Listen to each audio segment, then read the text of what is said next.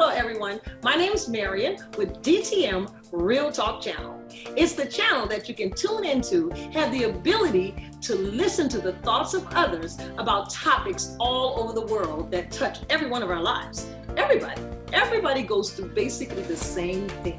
There is nothing new under the sun. So if you're going through, someone else has already been there. Maybe you can find hope. Maybe it's a pathway that can set you on the right road just by tuning in. So DTM Real Talk, just keeping it real. And if you like it, like us at the bottom, subscribe, and let us know just how we helped you. Just keeping it real. Nothing but love.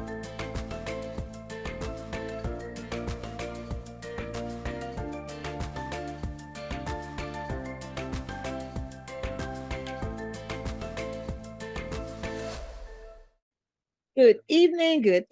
Once again, this is DTM Real Talk, and I know y'all want to hear the rest of Latoya's story. Yeah? So those who missed it last week, Latoya Johnson is from Virginia, and she shares her story of how we hadn't gotten there yet. That's what we're going to hear tonight, and how she was shot and lived to tell it. But anyway, she shares her story that she grew up as the only child of her mom. And she was the go-to person. She was the one that made it happen. She was the entrepreneur, the 3 jobs in one, the independent young girl. And she shared with us last week how she was molested when she was 4 by one of the siblings and how that affected her. And it led into her early childhood and rebellious in school, like some teenagers, most teenagers, a lot that I know. Well, she's going to finish telling us what happened and when she began to grieve. Go ahead, Latoya. Say hi to the good folks and finish your story. Hello, beautiful people. Hello. Well, okay, let me take you back. In 2003, okay. A friend of mine's was killed.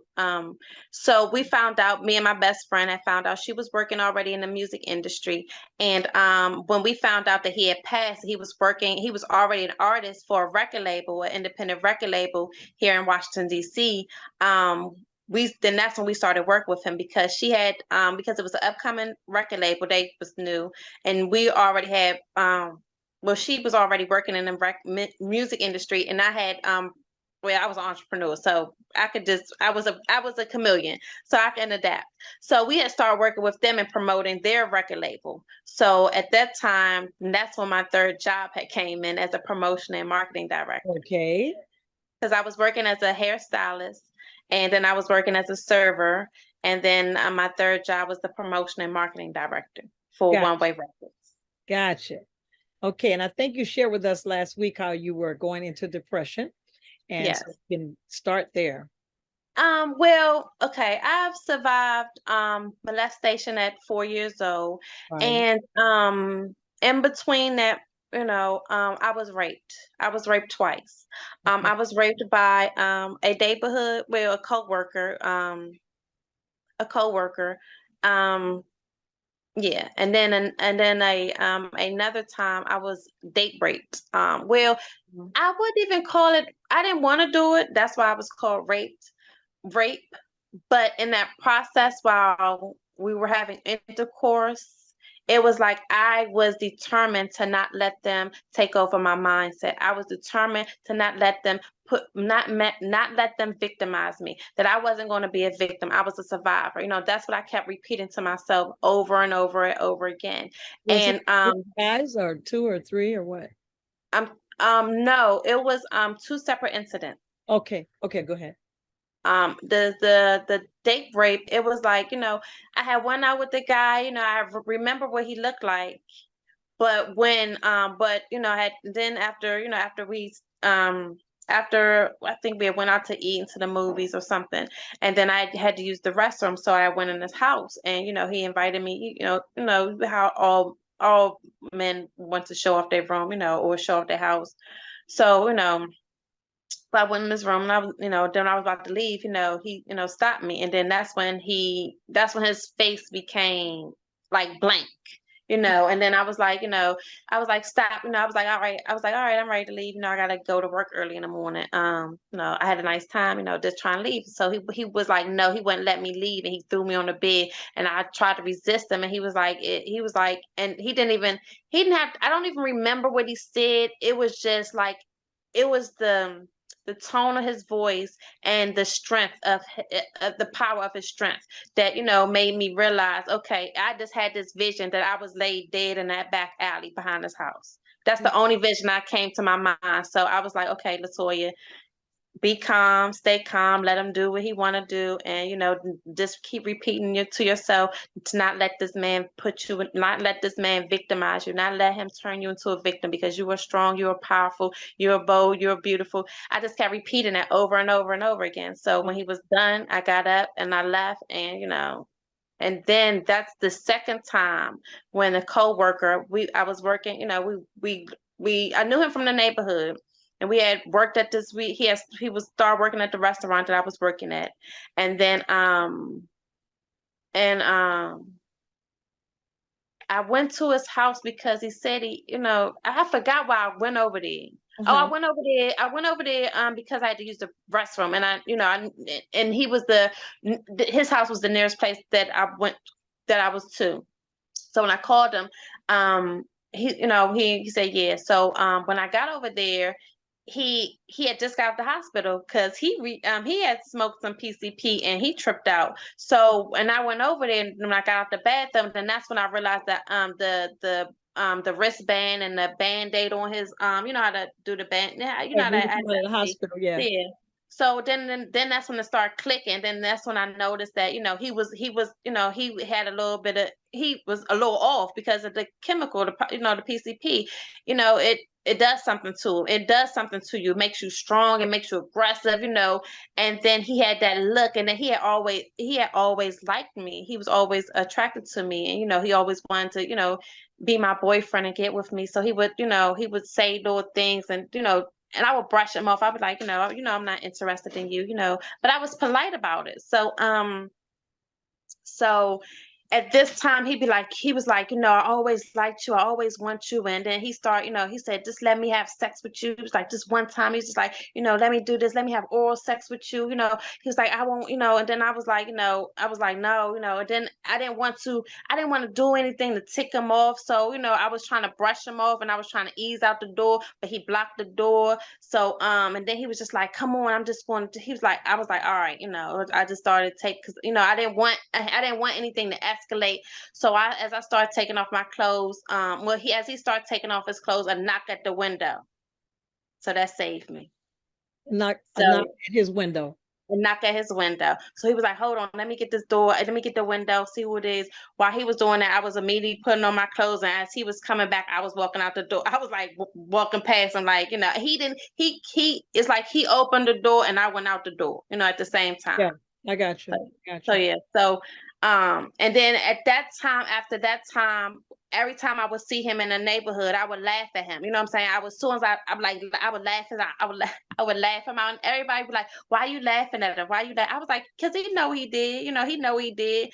I turned the tables on him. You know what I'm saying? To make him feel like the victim, make him feel like the pervert that he was, the rapist that he was, the rapist that he knew he was. You know what I'm saying? Because I didn't want him to let him know that he didn't have any power over me. Gotcha. So that's how I had to take control. Okay. Well, wow, you've been through a lot, my baby, a lot. Yeah. So at what point? So now we're in your early adult hood. So yeah, what led to the accident, the brain injury? Well, when my ex, we're gonna call him Steven. When Steven would get high, when he got high, he was abusive. Like he turned into like the devil. Like he had a pretty deep caramel complexion, skin, like nice hair, pretty eyes, but his complexion turned gray.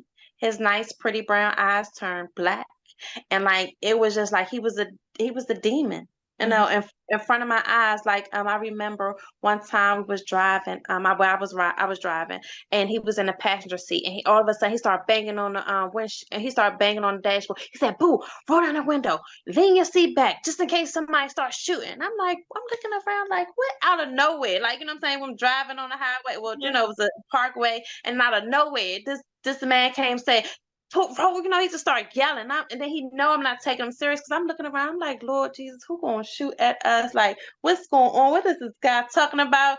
So, and then he realized I wasn't taking him serious, so he started banging on the dashboard, you know, on my dashboard. So I was like, okay, this dude crazy. I was like, let me do what he said, you know. So I rolled the window down, I pushed the seat all the way back to where my feet was barely touching the pedals.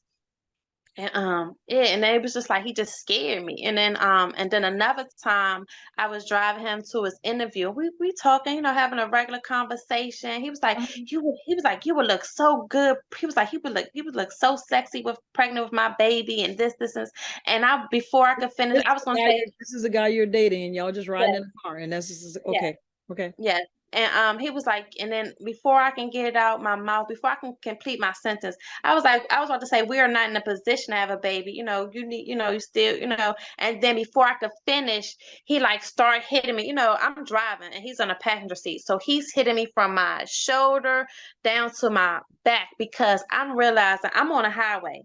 I'm on a highway, traffic like 60 miles per hour, and I'm realizing that this dude is hitting me, and he has no realization that I could crash the car right now. So I have to do everything in my power to make sure I keep up with the traffic and don't crash the car. So I'm holding on towards the steering wheel, like I'm hugging the steering wheel. So I'm leaning forward, so my back is exposed. So he's hitting me, Yeah. yes, punching me hard, like really hard, like like extreme, like yeah, really hard.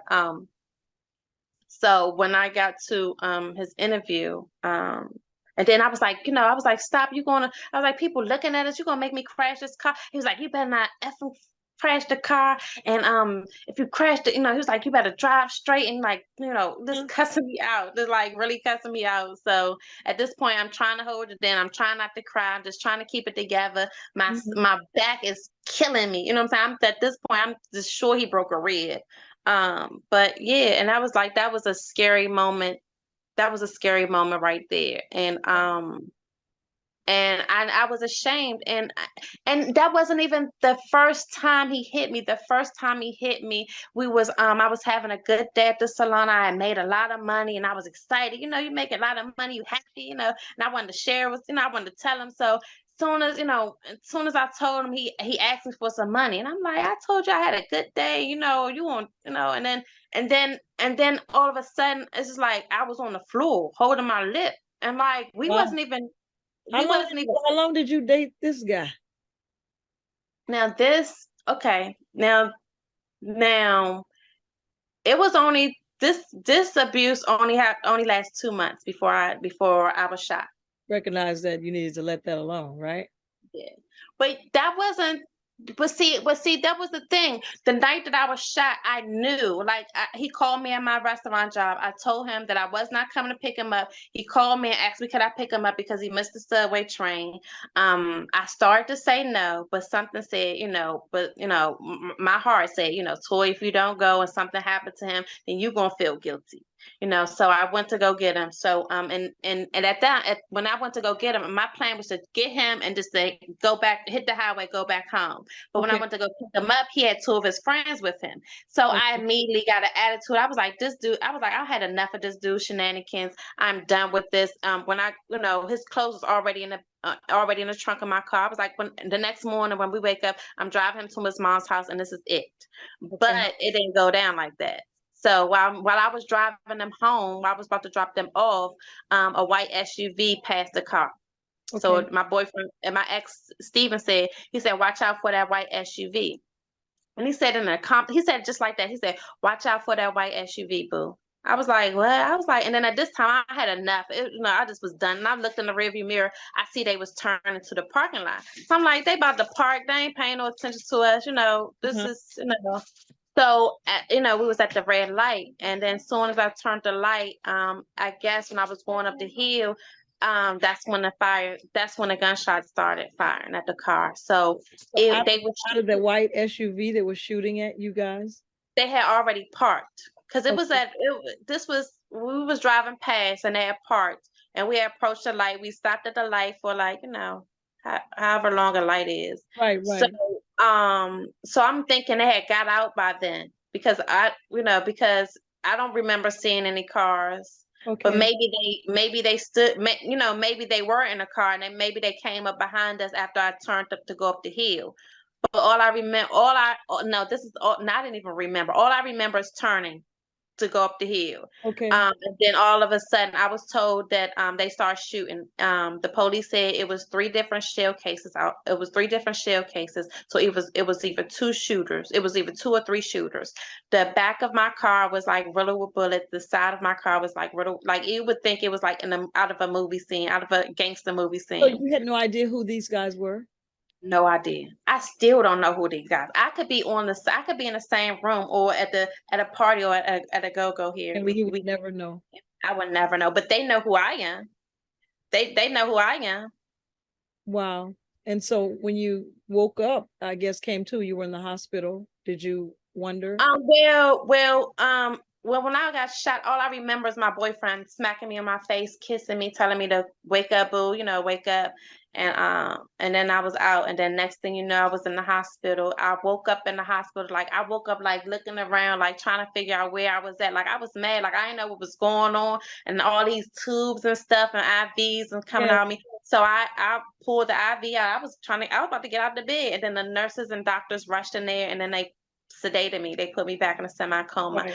This happened this happened May 8th. I got shot May 8th, 2007. I stayed in a Wow. coma for 5 days. I didn't wake up until Mother's Day. 5 days later on Mother's Day. So just think I'm my mom's only child. Just think her receiving a call that your child was shot in the head. It's only 5% people that live. 95% of people die from a gunshot wound. In So the head. 5% Yeah. people live to survive, and 3% go on to live an independent life. So my mom had no idea. You hear somebody got shot in the head, you immediately think they're gone. You know what I'm saying? So Yeah, absolutely. so can you imagine, like, Yeah. I can't. I'm not even a mother, and I can't even imagine. I can't even imagine. Like, Right, right. Well, we're thankful. Thank you for sharing that. Yeah. And so how long did it take you before you got home? well, I stayed in PG I know you had to Hospital. have rehab, right? Yes, I stayed in PG County Hospital. Now I am a resident of Virginia, but I was shot in Maryland, Okay. in Suitland, Maryland. So I was the PG County Hospital was the trauma center Uh-huh. back then. So being as though I was out of state and I didn't have insurance at the time, so it took like, well, it took 31 days. They didn't want to release me, but I've never been hospitalized. So I was Right. already, and I'm already, I'm used to going to the bathroom when I want, I'm not used to, Yeah. I'm not used to sitting in my urinal, sitting in my own stuff for like an hour and 15 minutes, so Sure. Sure. I was rebellious in the hospital too, because a nurse, I used the, I, so I used the bathroom. I didn't know what I did. So I told the nurse I need to be changed. So I didn't get changed until an hour and 15 minutes later. And when this nurse came, and then all she had to do was tell me that she was working, she was the only nurse on the floor. I would have understood that, you know what I'm saying? But being having a brain injury and I was already hallucinating when I was in the hospital because Yeah. I kept pulling my IVs out. And they had to put restraints on my arm.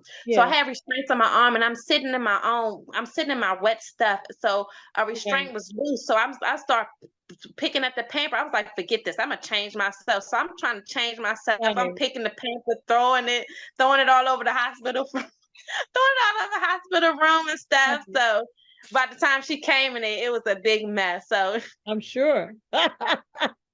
So she was mad at me. She put those restraints on my arm so tight.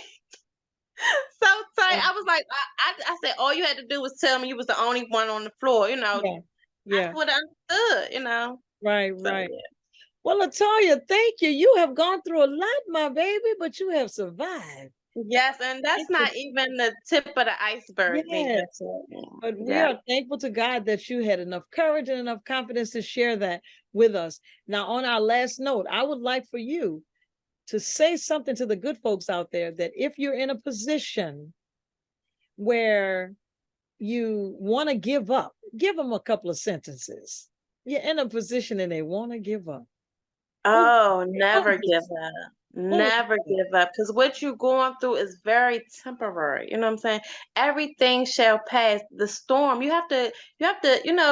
it's raining outside. Like it was raining today. Storms don't last long. Life is so precious and so beautiful. And whatever you're going through, remember that God is always with you. God would never, ever, ever leave you or forsake you. He is with you even in your darkest moments. Even when you don't think, even when you're hurting and in pain, he is with you. I've been there. I've done that. I've been there. So I know I've hurt so bad. I've cried so much to where I can't even cry no more. I even think about crying, I get a migraine because my God is too good. He's using me to be a vessel to uplift and inspire everyone that choose to hear my story. So I hope my story, I hope my words encourage you to push on, to live on, and to grow, and to know that everything is temporary and life is so beautiful and precious. But also you also have to remember, in those dark times, only you can pull yourself out of it. So by doing that is prayer,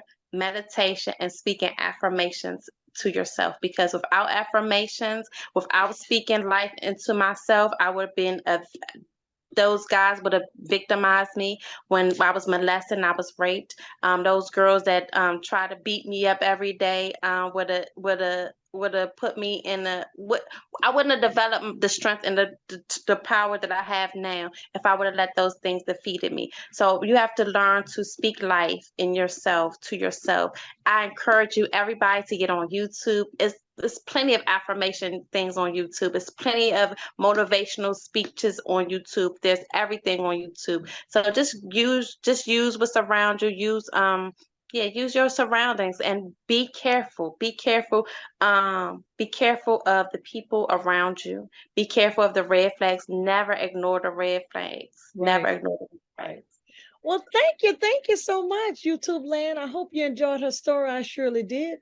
This Yeah, is DTM Real Talk, and we're just doing what? real Keeping talk. it real. And we'll see y'all next week.